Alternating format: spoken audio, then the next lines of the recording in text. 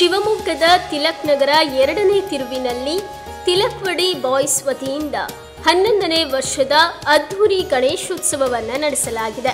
ಪ್ರತಿ ವರ್ಷದಂತೆ ಈ ಬಾರಿಯೂ ಅತ್ಯಾಕರ್ಷಕ ಅಲಂಕಾರದೊಂದಿಗೆ ಶ್ರೀ ಧರ್ಮಸ್ಥಳ ಮಂಜುನಾಥ ಸ್ವಾಮಿಯ ದೇವಸ್ಥಾನಕ್ಕೆ ಹೋಲುವ ರೀತಿಯಲ್ಲಿ ಅಲಂಕಾರವನ್ನು ಮಾಡಲಾಗಿದೆ.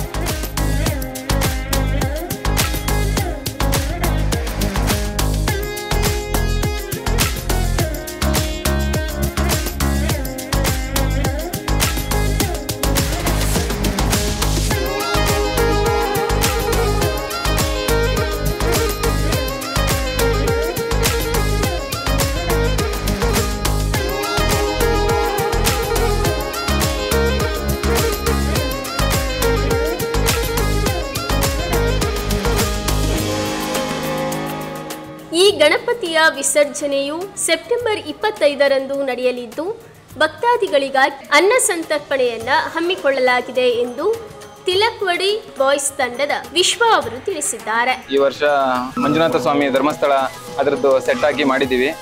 ಪ್ರತಿ ವರ್ಷ ವಿಭಿನ್ನ ರೀತಿಯಲ್ಲಿ ಮಾಡ್ತಾ ಇದ್ವಿ. ಲಾಸ್ಟ್ ಇಯರ್ ಅಯ್ಯಪ್ಪ ಸ್ವಾಮಿದು ಶಬರಿಮಲೆ ಅಯ್ಯಪ್ಪ ಸ್ವಾಮಿದು ಥೀಮಲ್ಲಿ ಮಾಡಿದ್ದೀವಿ.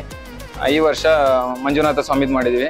ಅದೇ ರೀತಿ 25ನೇ ತಾರೀಕಿಗೆ ಬಿಡೋದು ಗಣಪತಿ ವಿಸರ್ಜನೆ. ಸೊ ಆ ದಿವಸ ಅನ್ನ ಸಂತರ್ಪಣೆ ಮತ್ತು ವಿಸರ್ಜನಾ ಇದೆ ಸಂಜೆ.